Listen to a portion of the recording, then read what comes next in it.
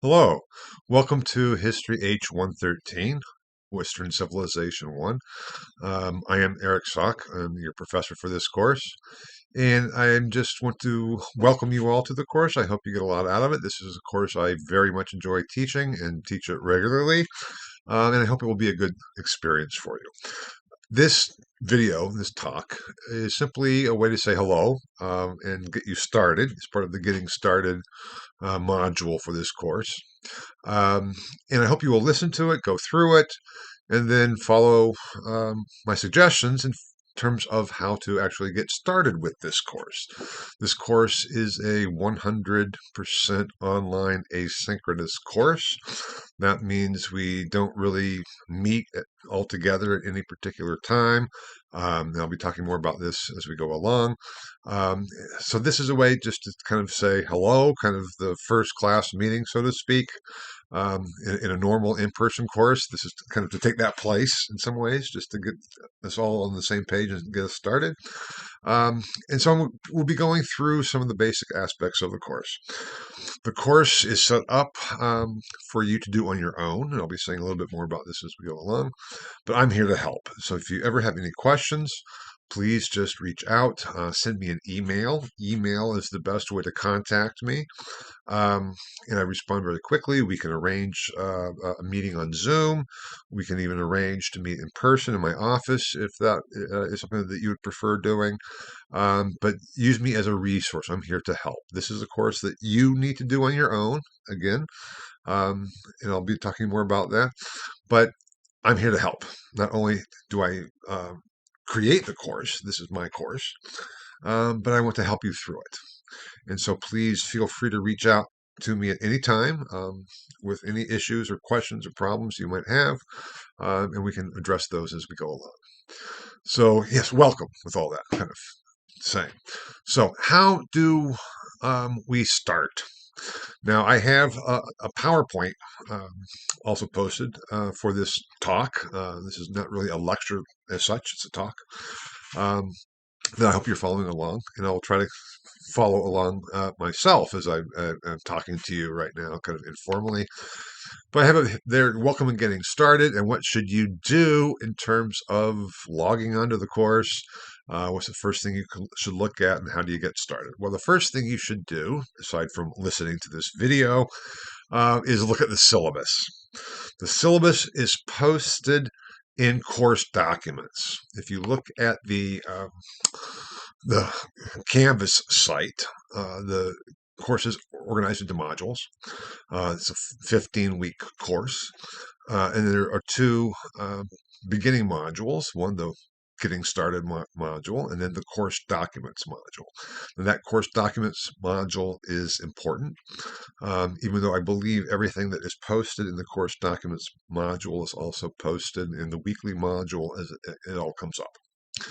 The syllabus, though, is posted in the course documents, and that is, I believe, the only place that it is posted, um, or also in the Getting Started module.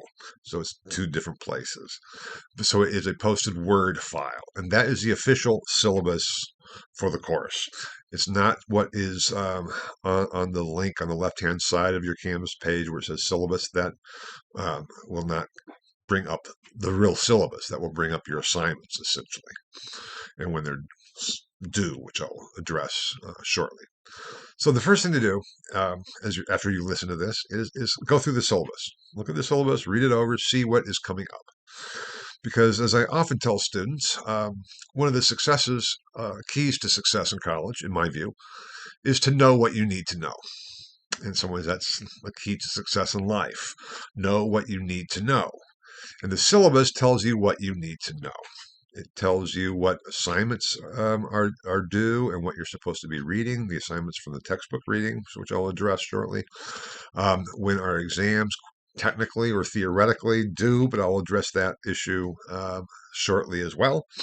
And when the final exam is. And so it gives you the topics of the lectures, and it is your guide to the course. So that is important to look at first. Then there's also a document called the Introduction to the Course. That too is an important document, and in some ways, this talk is simply kind of an oral presentation of some of the things in that introduction to the course document. So those are the two important things you need to look at first. Um, and then you'll see how the course is structured. Now, I'm going to be taking you through some of the structures of the course and its goals and intents and purposes here, but it's all there for you to read as well. So that is how you go about getting started, as well as then in week one, there are two discussions. And I'll talk about discussions in a moment later as well. But the first discussion is a self-introduction. We don't meet in person altogether. And yet still we're all kind of a community because we're all in this course together. And so the self-introduction, I just ask you to give your name, what year you are in school, what your major is, why you registered for this course, and anything else you might want to share about yourselves, so we can kind of see and get to know each other a little bit. And this is a help to me. It's also, I would think, a hope to be a help for all of you to see and get to know your classmates virtually, in any case, to the extent that we can in this kind of a setting. And so I hope that you will do that. It's not a requirement, and I'll again talk about discussions shortly, but I hope you will feel free to share and participate in the course. So that's another aspect to getting started. Okay, that being said, let's get into the nitty-gritty then. And we go through this. It's this syllabus, introduction, self-introduction, the course documents. Those are all important things to start with. But then we come to week one. Now, this course, I said, 15-week course. The university holidays are listed on the syllabus, but they are for you to navigate. I mean, I have not, put a due date during spring break, for example, but you are free to do the course at your own pace. That's one of the advantages of this online asynchronous um, format of teaching. I would much rather be teaching in person in a classroom, but there are advantages to this online asynchronous approach, and that is you are free to do it at your pace. What that also means, and I talk about this a little bit in the introduction to the course document, is the responsibility is even more so on you. It is for you to make sure that you are on track. I'm not going to be looking over your shoulder. I'm here to help, but this is a course that you need to do. So, textbook, because that is part of the course. The course consists of the textbook and the lectures and the discussions. That's the course material, the textbook and the lectures. And that's what your grade is based on. So the textbook is going to be really important. I believe I say don't get it through the bookstore. I'm not even sure the bookstore has the right one. The Spielvogel Western Civilization textbook that's on the syllabus. It's in the guide to reading the textbook, and that is one of the documents in the module course documents. So I would say, first of all, read that guide to reading the textbook, because that will be important for you. And then find a textbook, the textbook, if you can, as cheaply as possible. Often people have asked me, well, can I use an earlier edition that's, I've found either in a used bookstore or online even? Yes, you may.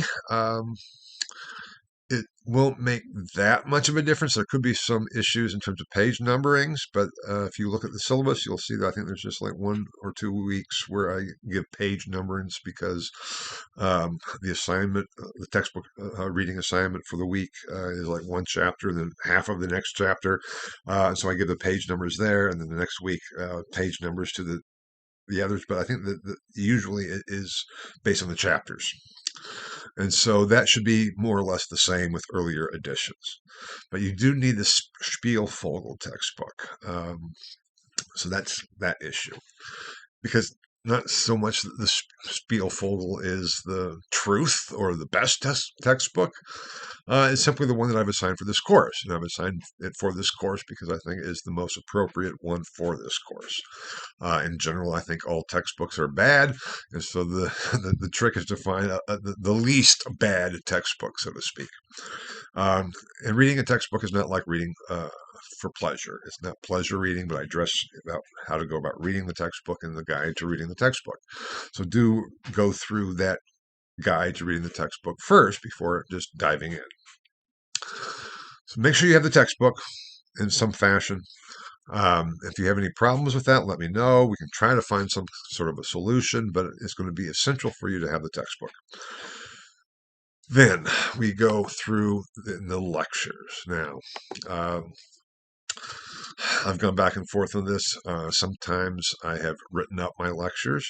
Sometimes I post videos of my lectures. And in this course, this semester, I decided to write up my lectures. So the lectures are not technically lectures in the strict meaning of the term, but they are, written lectures that are posted in each week. You need to read those and to try to grasp the information of those lectures, because that is really what makes the course my course. My lectures are what I bring to the course. And that is important because you are taking this course with me. I mean, history courses, or all courses at university, supposedly anyway, are very different from high school courses or middle school courses in that it's not about the information. The goal for this course is not to say there is a set body of information that I determine what that is, and somehow it's supposed to transfer that information into your heads, that then you are to demonstrate that I've done that or that you've done that on your exams. That's not what this course is about at all. The information, so to speak, is just the point of departure. It is what we kind of assume as the basis for really coming to an understanding of history, because the questions of history is what makes it so exciting. If it's just information, you don't need me to learn information. I could just say, here's the textbook. Okay, I'll give you an exam on the textbook. We don't worry about it. But that's not what makes history history. What makes history history is understanding.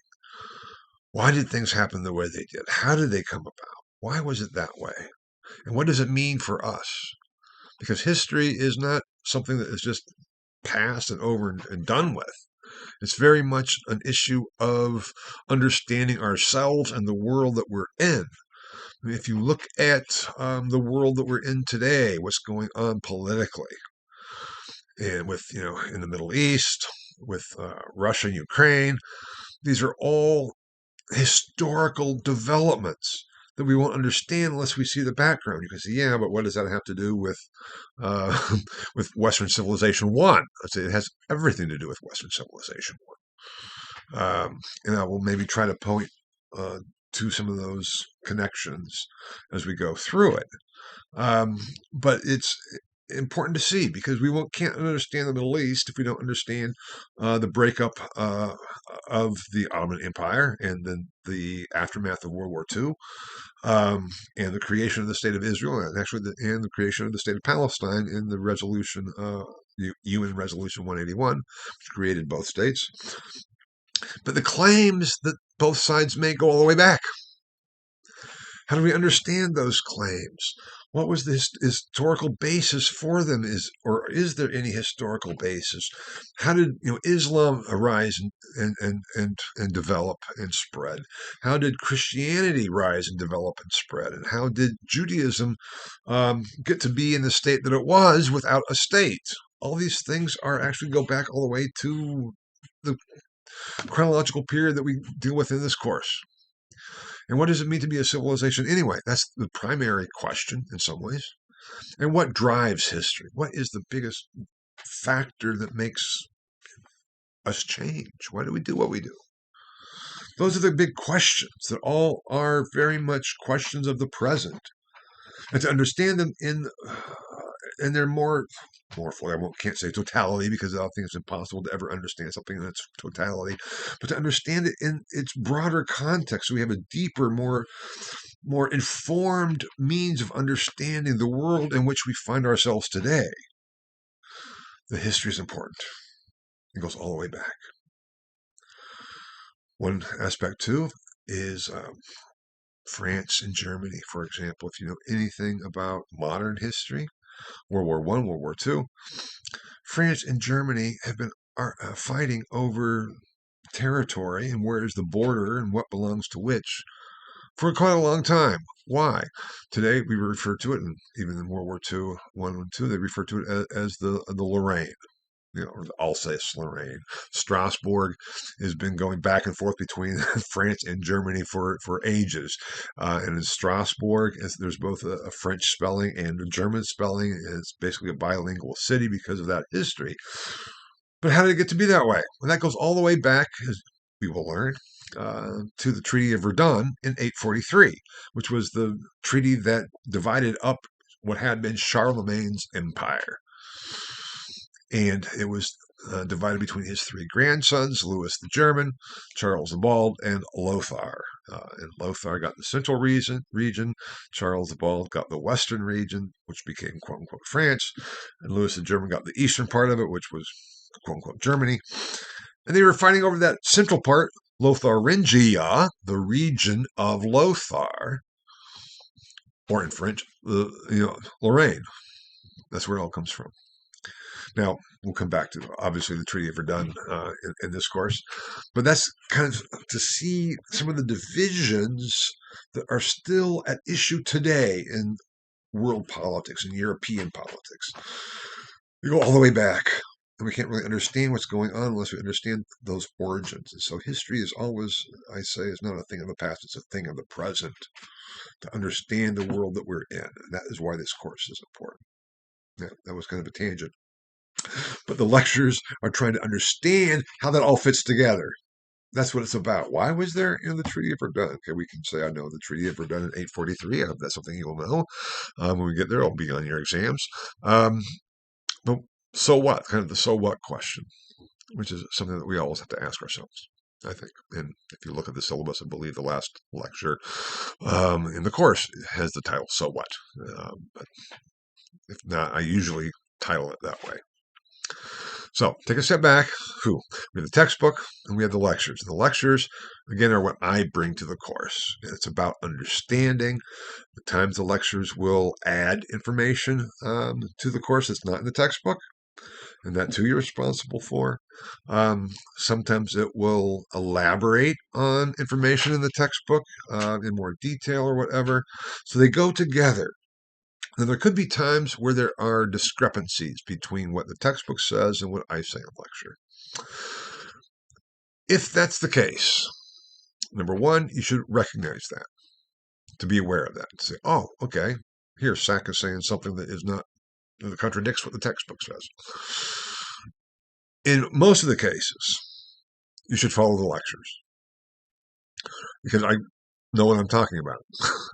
And I would not be saying that. Sometimes I might even point out the discrepancies with the textbook. You do not have to follow what I say. You do not have to believe what I say. You do not have to believe what the textbook says, but you need to know what I say and to know what the textbook says. And I'll come back to the issue of the exams when we get there. So if there is a discrepancy, you should follow the lectures unless you make a problem out of it, meaning if you write in your exam, well, the textbook says this, Professor Sock says this, what are we to make out of it? Then you can say, okay. And then if you wanted to say, I'm going to side with the textbook, on what basis do you do that? You have to have a reason for it. But that gets into the whole issue of historical argument, which I'll come back to in terms of the exam, the document historical argument that's posted. So I hope you'll take into consideration both the textbook and the lectures. They're both central. Together they form the course material, and the course material is what your grade is based on, which brings me then to assignments. Now here, by assignments, I mean graded assignments. On the syllabus, as I think I already said, you'll see the weekly assigned readings in the textbook. So that you will need to become very good friends with the syllabus to see what you're supposed to be reading. In terms of the graded assignments, there are 2 midterms and a final, and then discussions. And I'll come back to discussions. Discussions are only worth 10% of your grade, but I'll talk about that shortly. 2 midterms and a final. Each midterm is worth 25% of your grade, and the final is worth 40% of your grade. Now, how do I go about this? For me, what's most important is what you can sort of end up with in this course, what you leave the course with, what is the level of understanding that you leave the course with. The final exam is comprehensive. That is what is so important. The midterms are designed to help you prepare for the final exam. In some ways, theoretically, I've never done this, but theoretically, it might be. I would like to, in some ways, just say, I'm just going to give a final exam. That's it. You have your course, and then in December, when we're talking about in May, we'll meet, and you'll have the final exam. And that will be 100% of your grade. But theoretically, that might be okay. But practically, that might not be the best. So that's why I have the midterms. Now, if you do better on the final exam than you do on the midterms, the final exam will replace your midterm grades. And what do I mean by that? Let's say you come and you're working along and you submit your first midterm. And let's say you get a C on it. That's 25% of your grade is a C. That's going to be difficult to. You certainly could bring it up to a B, but it's going to be maybe difficult to get it to an A. I haven't done the calculations, but see. And then let's say on the second midterm you do improve and you get a B. And then on the final you get a good A. Your A on the final will replace your midterm grades. Now, what do I mean by that? I mean by that percentage-wise. The midterms are worth 25 points or 25% of your grade out of 100 points. So if you have a 93% on your final exam, that 93% on your final will replace less than a 93% on your midterms.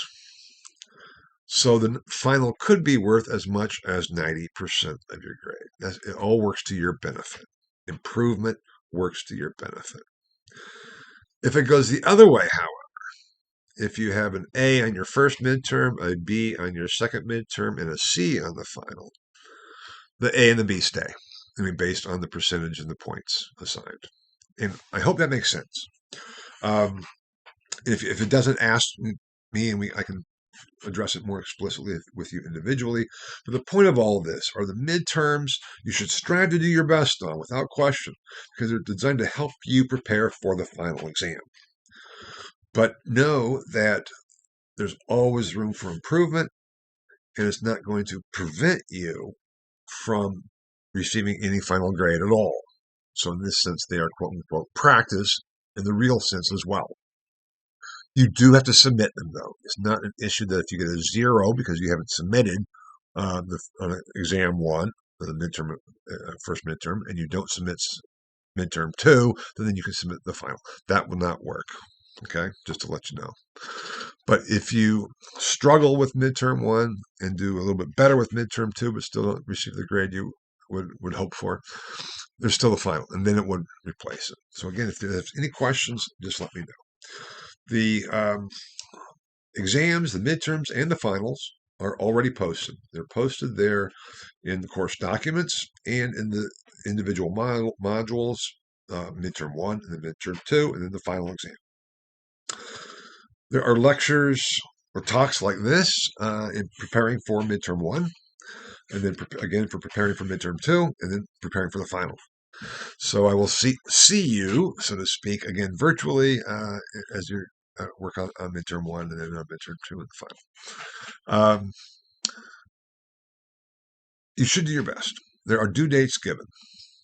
The due dates that are given are based on a normal course progression. This being a 100% online asynchronous course, as I said already, in my view, one of the benefits of that is it allows you to work at your own pace. So there are no firm deadlines except the final exam deadline, May 3rd, 11:59 p.m. That's it. Um, if there's a problem and you have some sort of an emergency, I hope you'll contact me when we get to May and let me know, and we can work something out. But no late submissions for the final. That's kind of university policy and regulations. But aside from that final date, you are welcome to turn in midterm 1, midterm 2 when you feel ready to do so. It's at your own pace. You can say, does that mean I can turn them both in on May 1st? Well, theoretically, yes. I hope you would not do that. But theoretically, yes, you can do that. It would irritate me, and that would not be a good thing to do in terms of grading your final. Because the whole point is to submit your work, get my feedback on it, learn how to improve, learn how to do better, and then go from there. So the point is, the due dates are as a guide to help give you an indication. And if this were an in-person course where we're meeting twice a week, those dates where they're due are when you would be having in-class exam, midterms. So that's how they function there. So you don't need to say, oh, can I turn it in? I'm not going to be able to turn it in. I forget when the first midterm date is. February. I think it's early February. I'm not going to be able to get it in early February. Can I, turn it in late February and have an extension? There's no extensions because there's no firm due dates except for the final exam. So schedule your work. That is one of the kind of dangers of these online asynchronous courses. The students kind of put them off, as we all do, procrastinate, as we all do, especially with no firm due dates, and all of a sudden it all piles on itself. You are responsible for setting your own pace and for keeping yourself on track. So take that into consideration when you write your exams. The exams, as you can see, are in two parts. One is the short essay identification of terms, and I talk about this in the introduction to the course. I also will talk about this in the guide to writing the exams, which is posted in course documents. So please pay attention to that document, Guide to Writing the Exams, because I go into what the expectations are, what the stipulations are, and what is expected of you for the IDs. And then part 2 is an essay, a more extensive essay. So if you have any questions of those, just ask. So those are the exams. And there's also then a list of terms to know. You may say, well, what's the point of that when we already have the exams themselves there? Well, the list of terms to know is my way of trying to help with sifting through all the course material, because it's a lot. The textbook and the lectures is too much. But that's what you're being examined on, all of it. The list of terms to know is my way to distill what I think is really important for you to know. It doesn't mean that the other material that is not part of that list of terms to know is not important. It's not that. But as this is an indication and a guide to help you sift through all the material. Now, again, I talk more about this in the guide to writing the exams. If you have any questions, just ask. But those are documents that I think are being important for you to look at.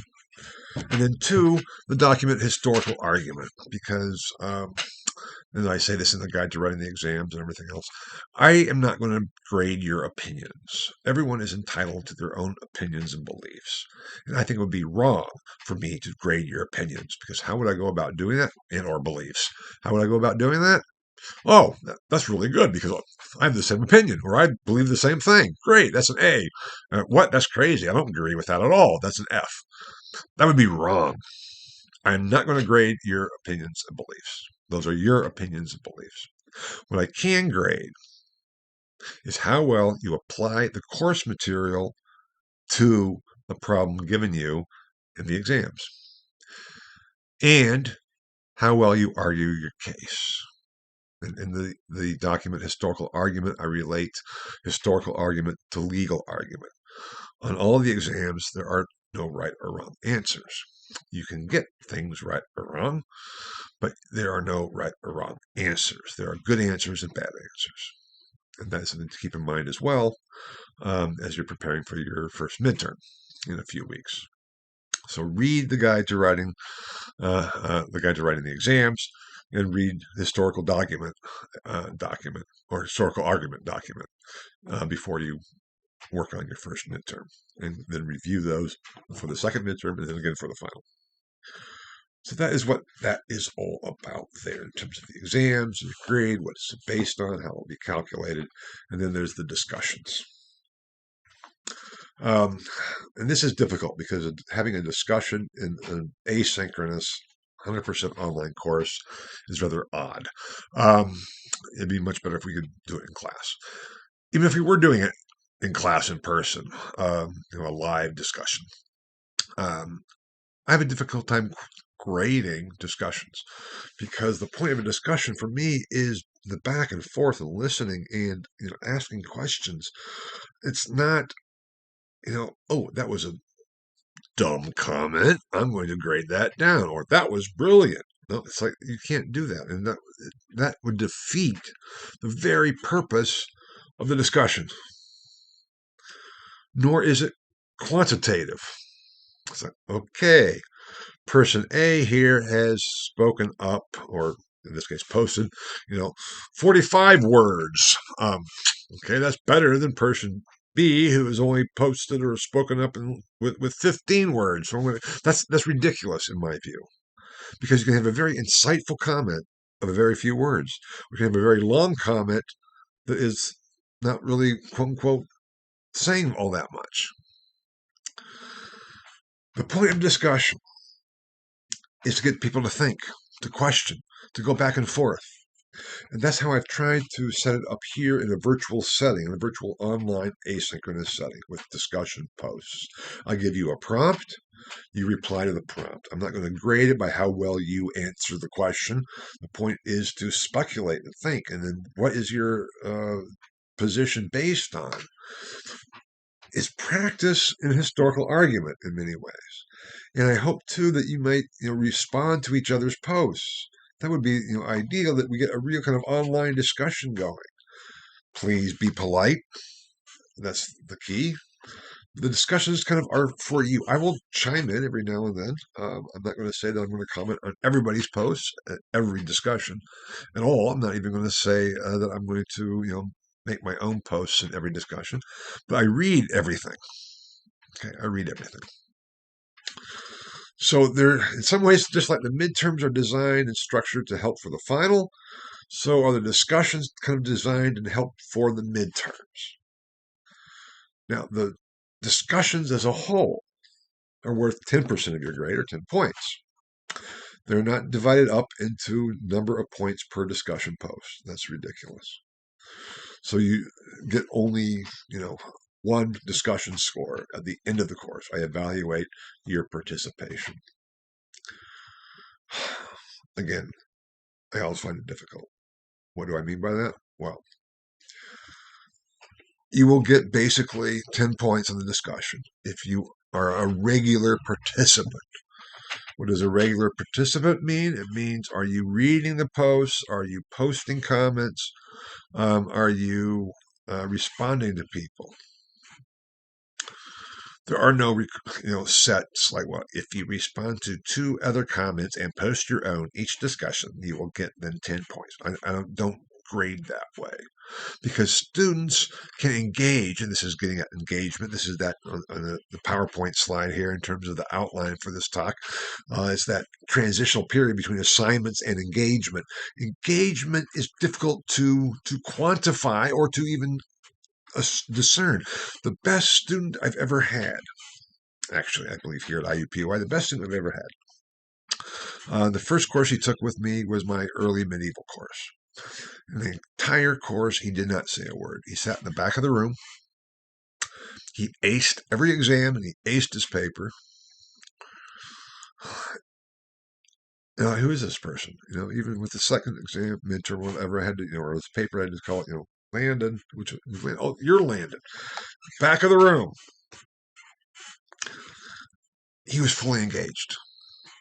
And he came up to me at the end of the course after the final and said, thank you for the course. I'm looking forward to, to it next semester.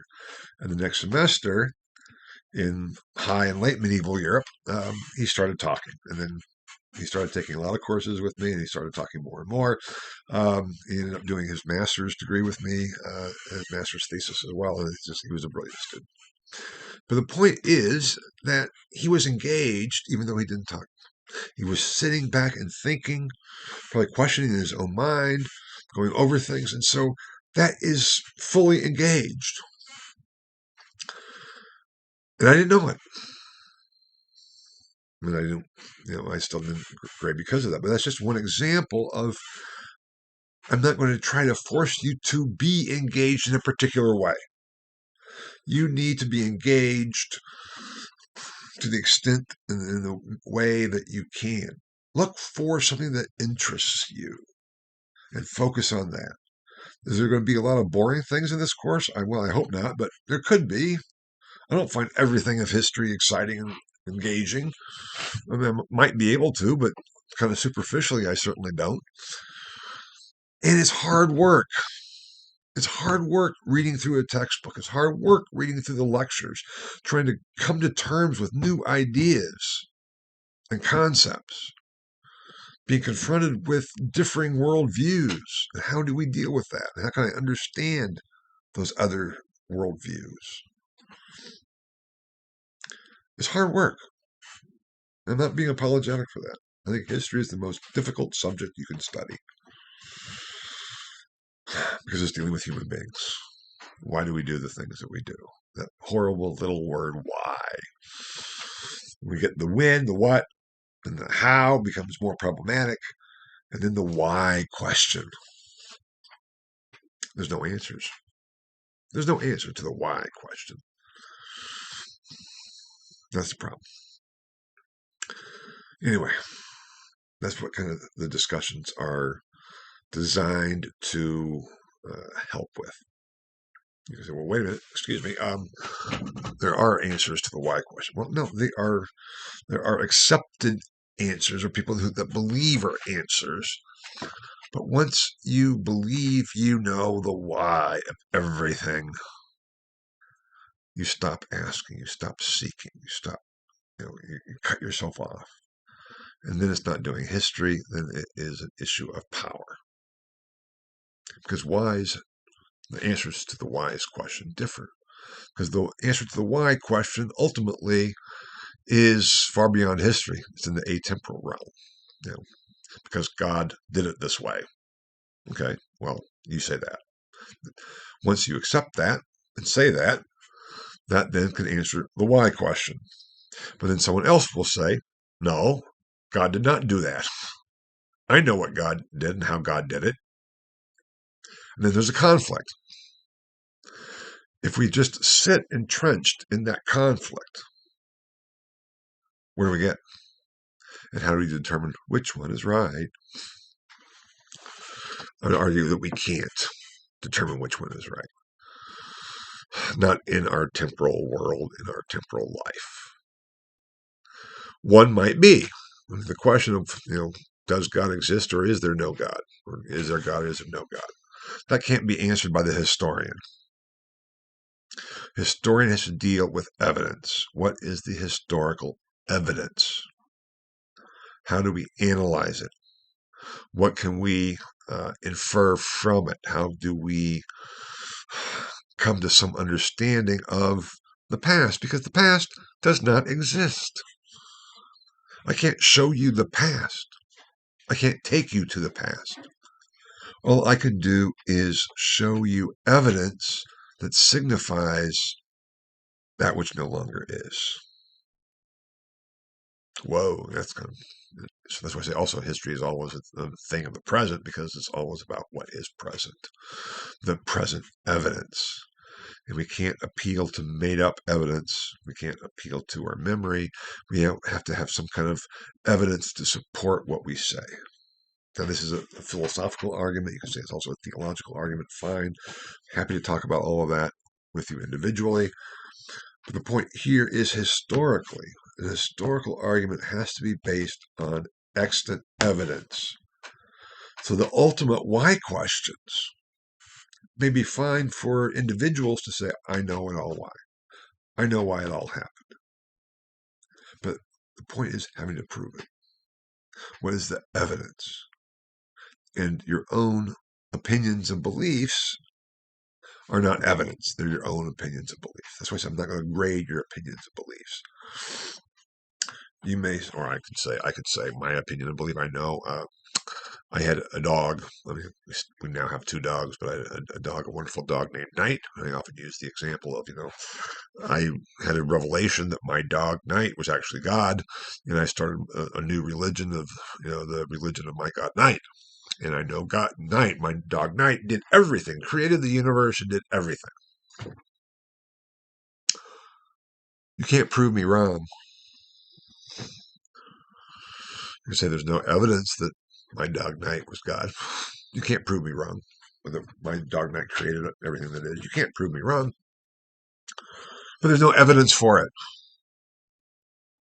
It's my own opinion and belief. Not. But it's my own opinion and belief. There's no evidence for it. So what is the evidence that we can't point to that regardless of what you might believe, you can say, yeah, well, that's evidence. I might interpret it differently. But there still is evidence. It's there.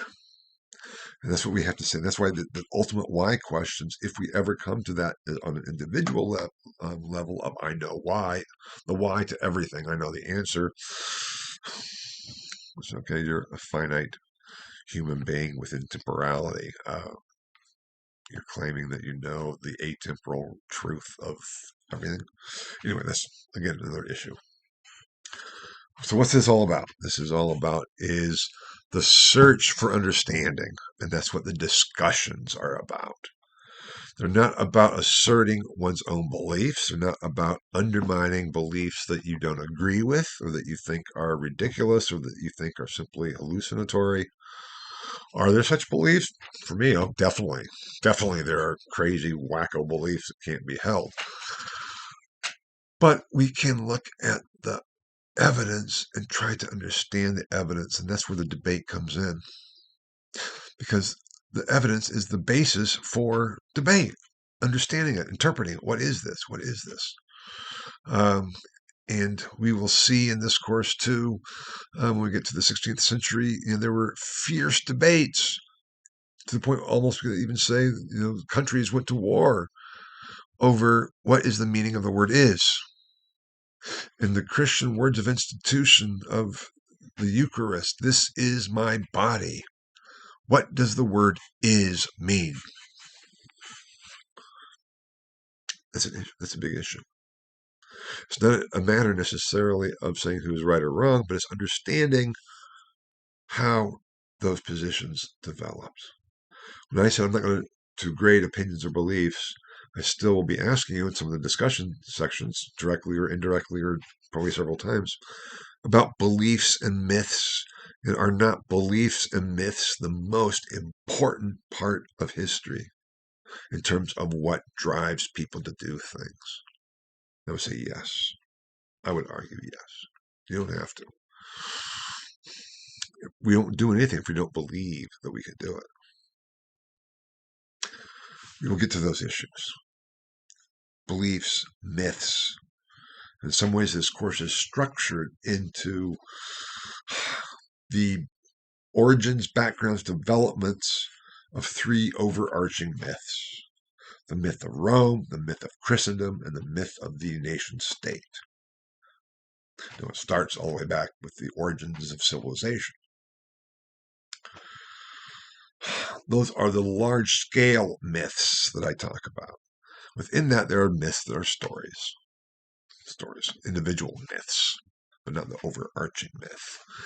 And myth is so often used as a pejorative of simply that's wrong, that's false.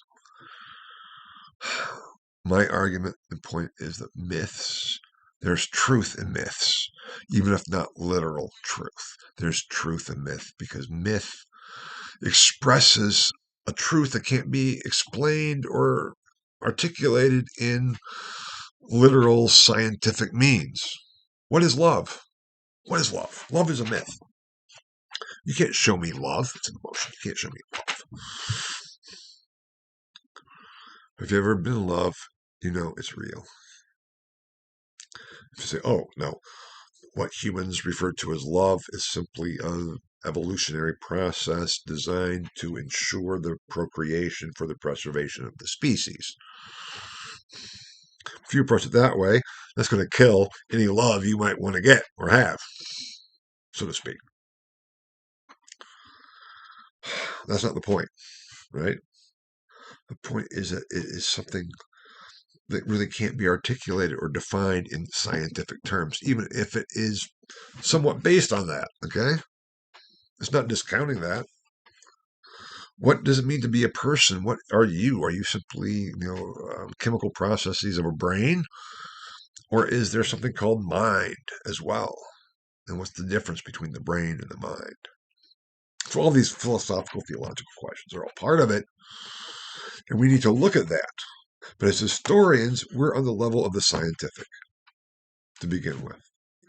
Because in the whole debate, science and art and history is both science and art. We have to get the science right in order to be as artistic as we can be in representing our creations of the past based on our scientific evaluation of the evidence.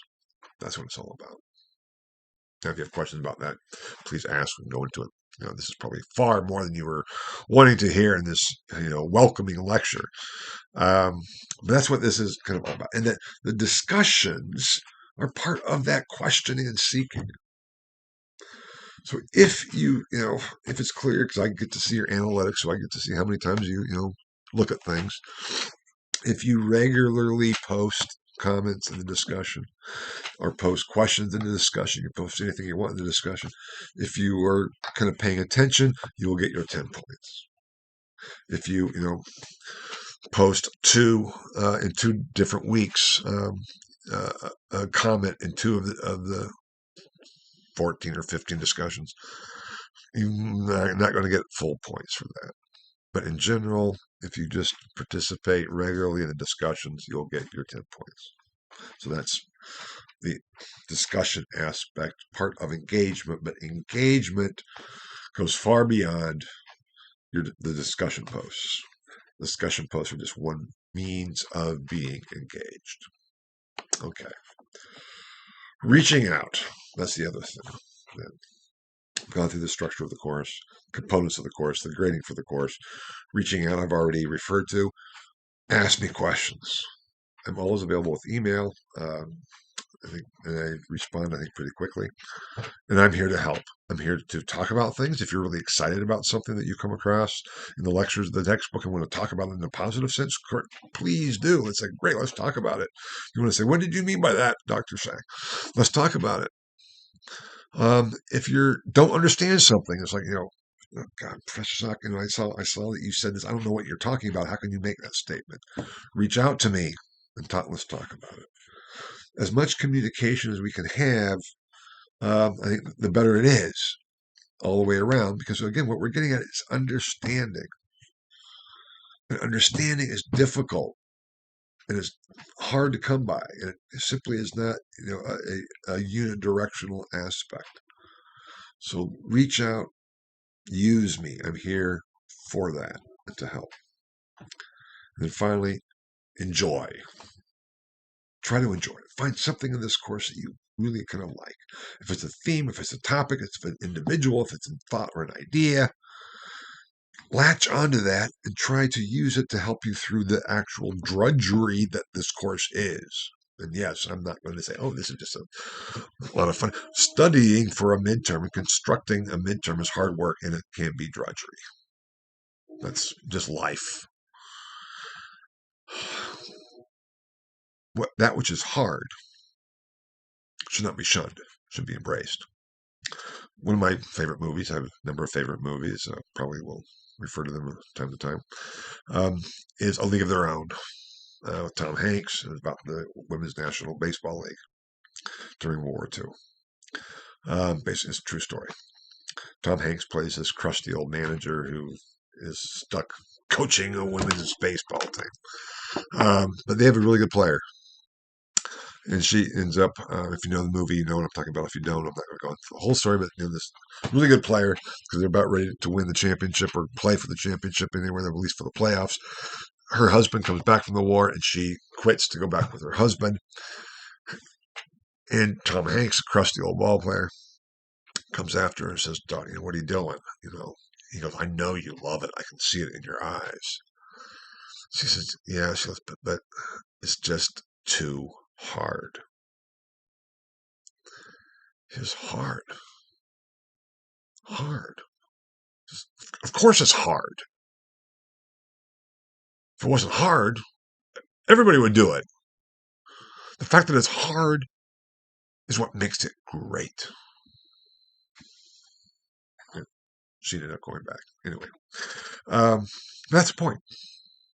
If we don't do things that are hard for us, if we don't challenge ourselves to do that which we cannot do, we will never do anything. Learning to walk was hard. I don't know if you remember. I don't remember learning to walk, but I remember watching my two sons learn to walk. Fall down, it hurts, it's hard. Embrace the difficult and find the enjoyment in it that makes it all worthwhile. That is what I hope for you in this course. And by the end of it, you turn in your final exam and then sit for a minute. Think, wow, that was great. That's what I hope. Okay. That's about what I wanted to say for now.